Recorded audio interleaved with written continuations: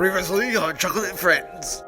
Alright, the fog came and I heard a voice that sounded like a little boy. Hang on, I heard of a similar theme with a scholarly rally earlier today. Yeah, that. I'll go and get the breakdown train and the ambulance for your passengers. As Oliver began to puff away, a loud noise was heard.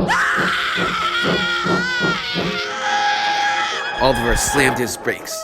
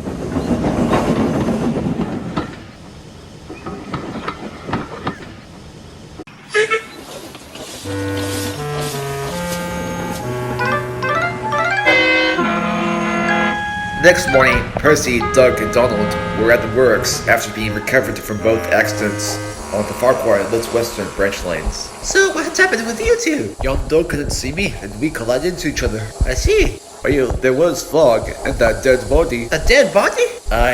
Before you got here, we were interviewed on the BBC News about it. Let me tell you, it's not something that will attract paparazzi. Then how would you attract paparazzi, Donald? A brave push with my snowplow Dougie and I. Oh, that's gotta be breathtaking if you ask me. Nah, it's a natural thing with us twins.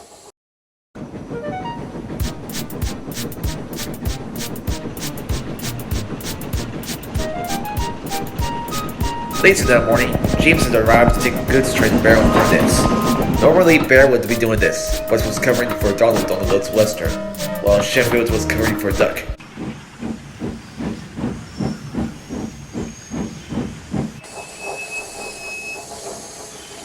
Stupid trucks. Why do I have to pull them? It's not Bear's fault that he had to be called away until Donald gets repaired. Now come on, we have a train to pull. Still grumbling, James went to retrieve his train from the sidings. And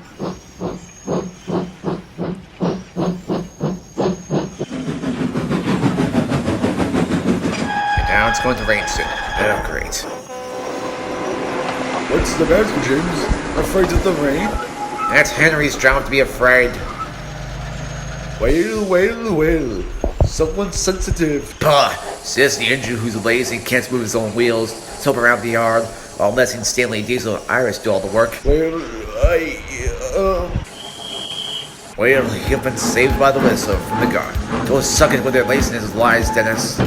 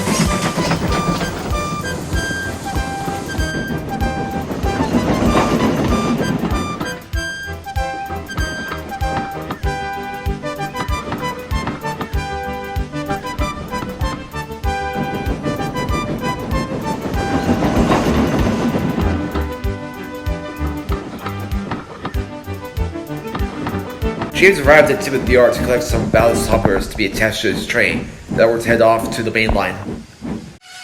Morning, James. What do you want? A guide. No need to be a Scrooge. How about you tell that twin of yours to not get himself in an accident with that duck? Dilly on the engine. You know who I'm talking about. Alright. Calm yourself, James.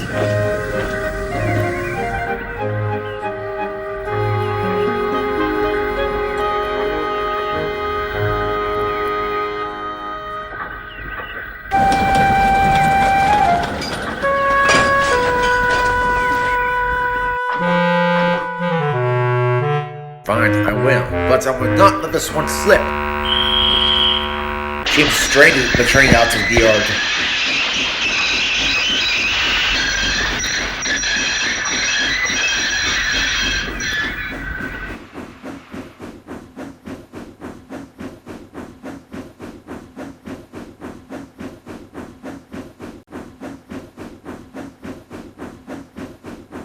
Come on, you stupid trucks!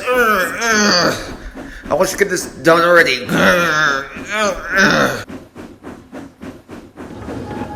Come on, lads. Let's give it the ride of his life.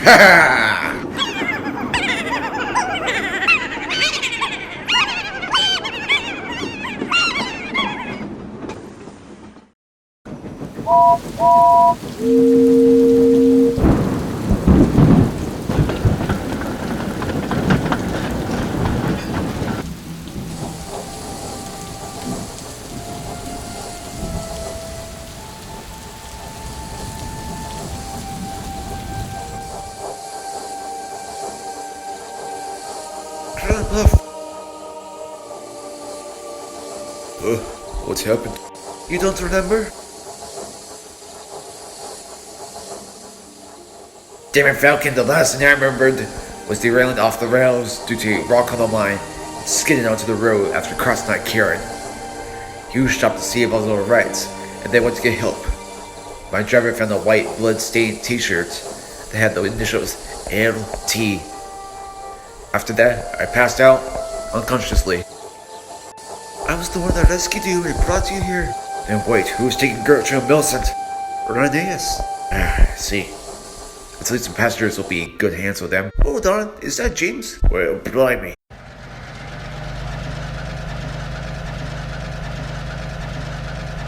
Jeff the Works Diesel had shunted James inside the works.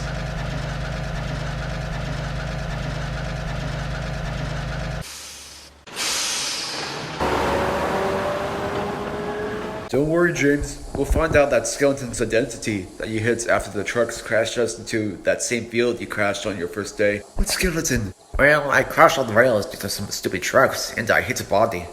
At first, I thought I killed someone until I realized it was a skeleton that was there for over 10 plus years. Well, at least the public won't give you harsh treatments for something you didn't do. What's that supposed to mean? Oh, nothing. You're alright, Scarlet? Oh yeah, all these mysterious events just bring back old memories of June from the MSR. I would love to stay and check, Duke. Might have better to hurry back to the sheds in case Mr. Percival needs me to do something. Who's Jim? Jim was a former Mid Sodor engineer who arrived in 1915 to help fill in for Stanley as he was shipped to the front lines during World War I. Used to be known as Jim the Jinxed due to some superstitious misfortunes that happened. Atlas told me that last week that reminded him of one of his friends in the city that went through the same thing. Well, since we are stuck here for a while, you might as well tell us. Alright then, it started in 1915. Jim was unloaded from his flat car, but it took 30 minutes as the breakdown train that Adam had brought malfunctioned twice. I guess I lost my lucky charm there, lads. Lucky charm? Something the Irish say when the tail of a leprechaun found a 4-leaf clover that gave him good luck. Luck? I don't need it. Well, those cranes broke down thanks to my jinx. Then why I come here? Oh wait, to ruin the railway for me so I can rise as the leader when I return. Alright driver, why can't you start me up by opening my regulator? Stuck. Your lucky charm better not do this to me during the battleground, you buffoon. I'll take you to our workshops as our controller is waiting there to meet you.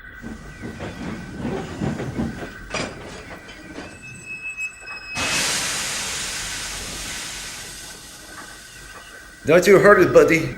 Oops, my mistake. Cost too, if you ask me. Just ignore him. He's a rough rider and can't be arrogant. Understand, compass? Massless. I got that wrong.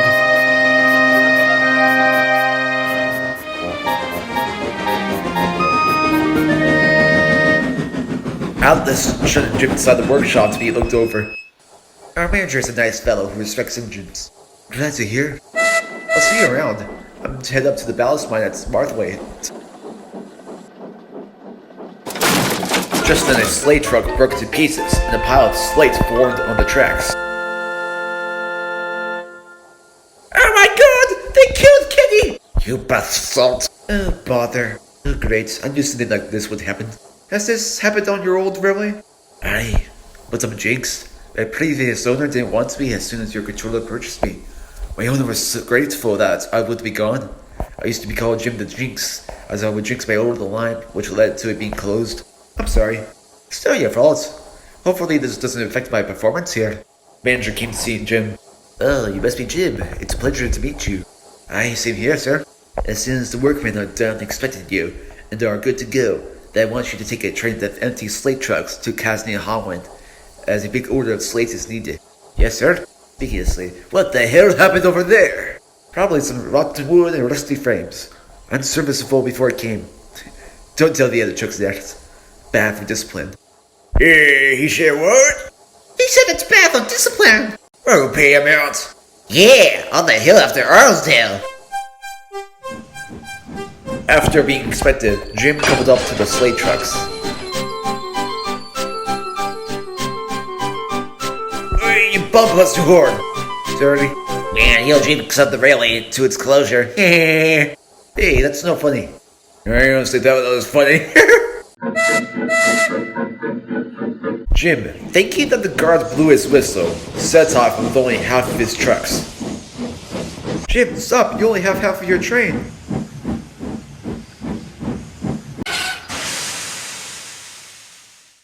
We better guard the rest. He really is jinxed.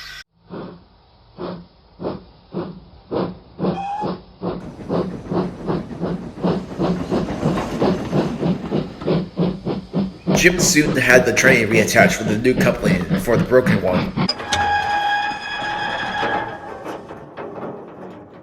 Let's get a good run and see the railway. Aye. Jim soon departed after the rail guard's whistle went off and made his way down the line.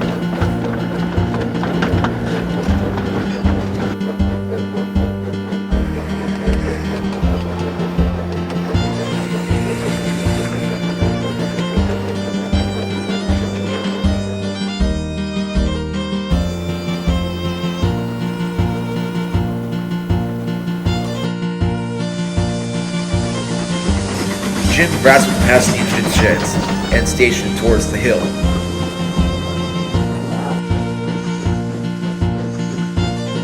The trucks held him back on the hill towards Cosney and Holland.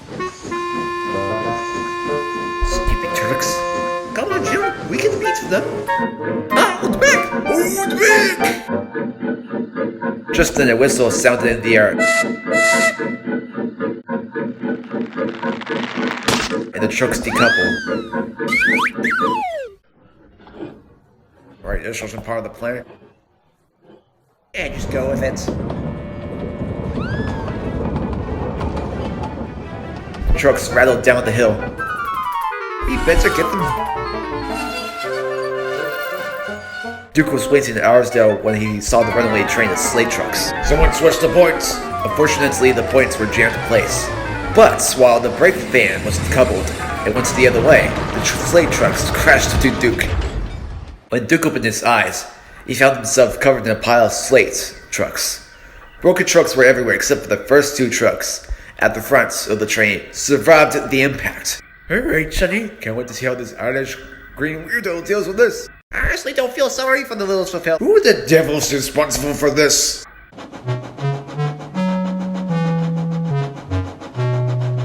Jim came to a halt in front of Duke, facing forwards while catching up to the trucks. I'm so sorry. These trucks kept holding me back on the hill, and they snapped the coupling. Oh, I see. Are the passengers alright? No. Some of them are on the way to hospital since the war made nasty cuts on their body in multiple places. Oh dear. It seems as though my jinx is still a part of me. You're a jinx? That's impossible. No, it's true. Oh, where did the brake van go? Well, it zoomed right past me. It'll be a while before I can depart so the passengers are walking up to Ffarquhar since the trucks are on the rails. I'll go get help.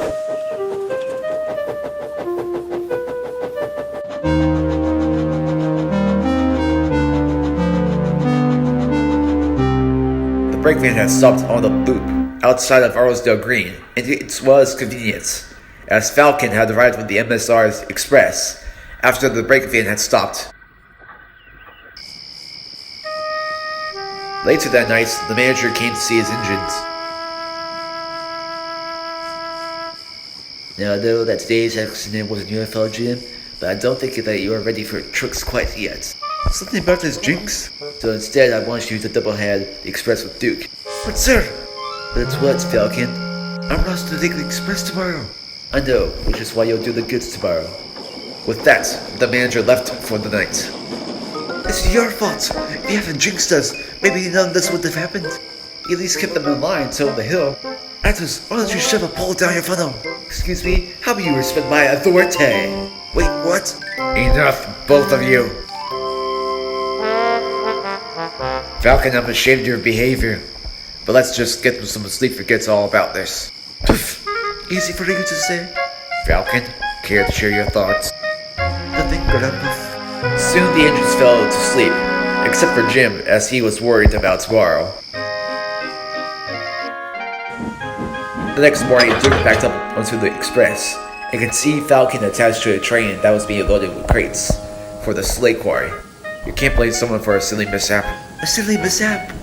Grandpa, a slate truck was destroyed into pieces at Bridge Street. You were hit yesterday at Arlesdale, and Stanley Cylinder's jam. But you can't blame one engine for all the cars. Really? Didn't he tell you he was jinxed? Does that ring the bell? Yes, but he's overreacting about it. So are you. The vans were loaded, and Falcon headed off to the slate quarry.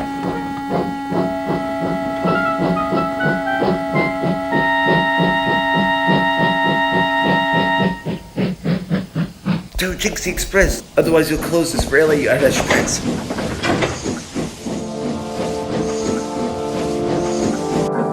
Don't take notice of him.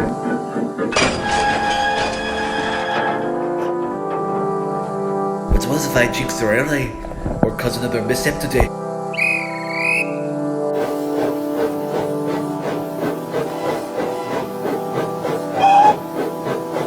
Look, the broken truck at the workshop and the runaway train yesterday wasn't your fault. Don't put yourself in silly mishaps or jinx. What do you think it really is? Well, blimey. That hasn't crossed my mind. The two felt silence for a while.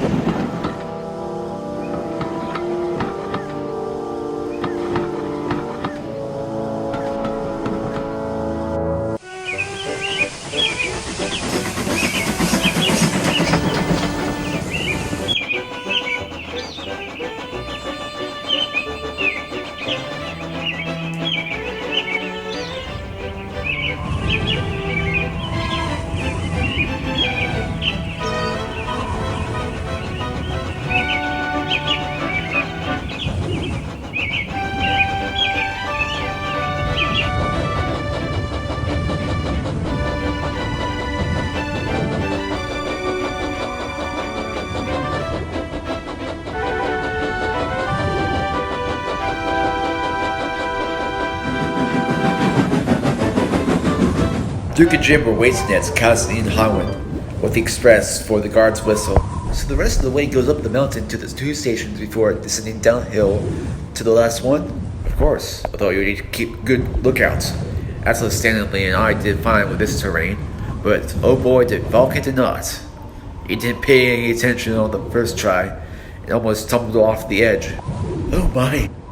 It was lucky enough I'd saved him, as I was cuddled up to him, holding him with my strength to keep him on the rails. He does get embarrassed whenever I mention it as it's his weak spot. I see. Well, I hope that doesn't happen today. Yeah, time to go. If you say so. The pair gave the express a mighty heave up the steep incline. Last night, some rocks had fallen down the hill near the cottage where Falcon had derailed and damaged some of the rails. Duke and Jim were unaware of this.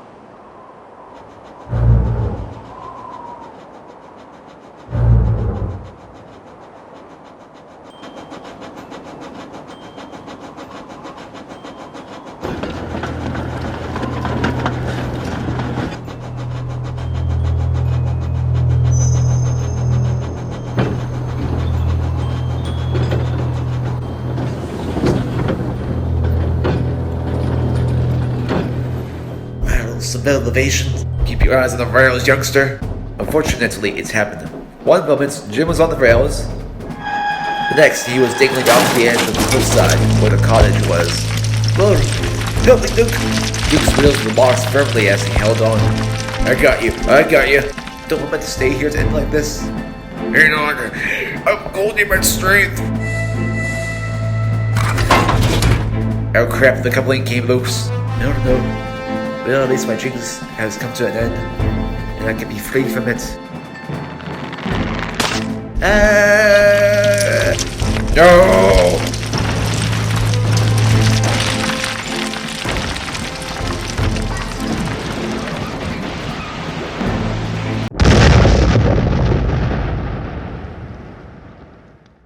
Oh no. I couldn't go down the line, that way that the track was in bad condition. Atlas was sent with a breakdown crew to repair the track, but the lorry found Jim in pieces, still alive. His crew were unconscious, and were brought to the hospital. Then what happened? Jim was brought back to the sheds, but the manager couldn't afford to repair him, so he sat at the back of the shed, waiting to be repaired. A month after his arrival, the Fat Controller and the manager did a joint partnership with buying another engine named Jerry. As for Jim, he got smaller and smaller until there was nothing left of him. What happened after that? It's not nice to talk about this, but we're all curious. It can't be that bad. Jim's parts were used to repair us, only needed to be mended and to be in working order. Silence filled the area while the machinery noise was still going on. The entrance felt sorry for the former MSR's #1 engine's old friend Jim. Maybe Jim is out there in some form, or is he truly gone forever? But is there as a memory to serve for a cautionary tale?